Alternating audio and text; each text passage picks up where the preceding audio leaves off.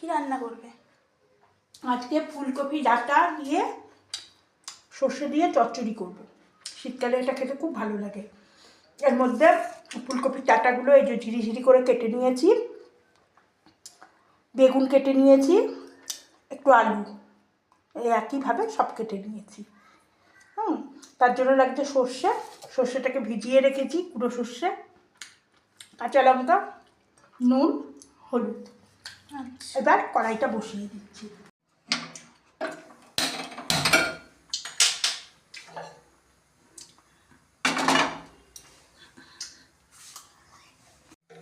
কড়াইটা গরম হয়ে গেছে, এখন আমি তেল দিয়ে দিচ্ছি এর মধ্যে।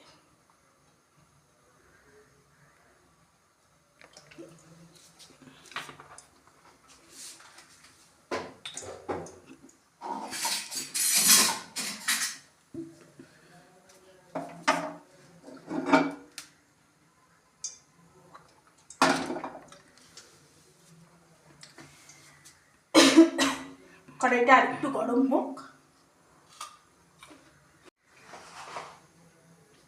কড়াইটা গরম হয়ে গেছে, ঠিক আছে, তেলটাও চলে এসছে।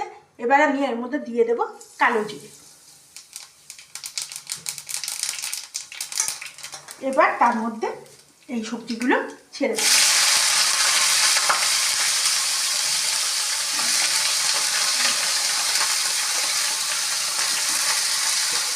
অনেকদিন ধরেই ভাবছিলাম করবো, মানে ডাঁটাগুলো নষ্ট হয়ে যাচ্ছিল, অনেক ডাঁটা নষ্টও হয়ে গেছে। ফুলকপির পাতা দিয়ে বাটাও তো খাওয়া যায়। ফুলকপির অ্যাকচুয়ালি কিছুই ফেলা যায় না, ঠিক মতন ইয়ে করলে পরে সমস্ত কিছুই কাজে লাগে, খাওয়া যায়।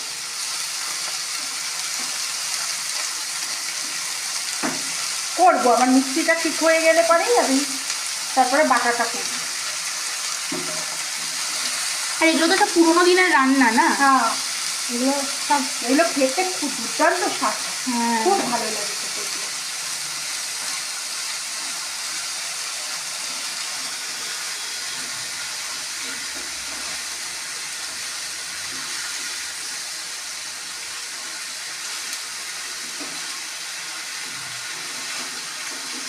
এটা এই তরকারিটা হলে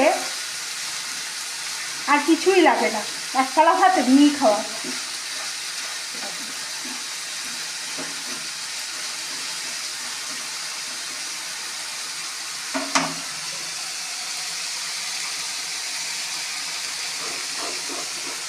এবার একটু নুন দিয়ে দিচ্ছি।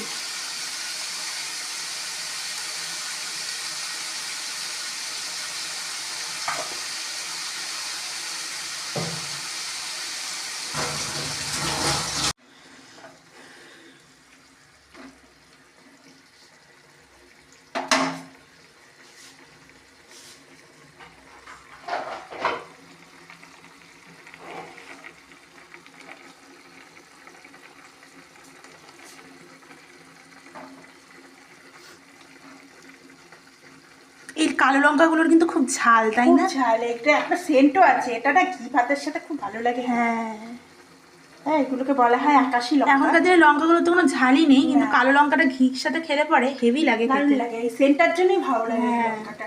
এই লঙ্কাটার ঝাল আছে। এটার নাম হচ্ছে আকাশি লঙ্কা। আরেকটা লঙ্কা আছে না আমার, সাদা পুরো একদম। হ্যাঁ, তোমার মামা বাড়িতে দেখেছিলাম গাছটা, খুব সুন্দর। এবার এটা ফুটুক, ঝোলটা টেলে।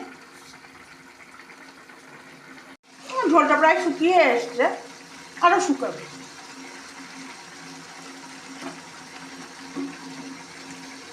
আর একটু শুকাবে।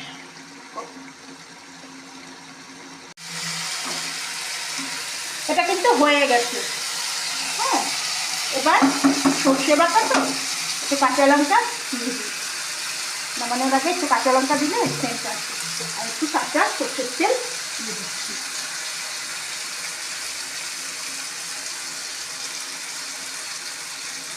সর্ষে বাটার মধ্যে একটু কাঁচা সর্ষের তেল পড়লে পরে তার স্বাদটাই আলাদা হয়ে যায়। একটা ঝাঁজ ওঠে, তার স্বাদটাই চেঞ্জ হয়ে যায়।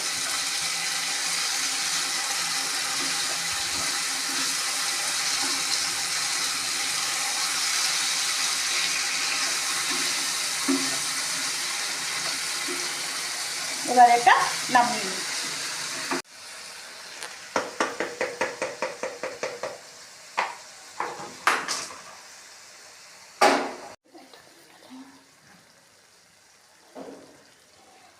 এবার এটা হয়ে গেল।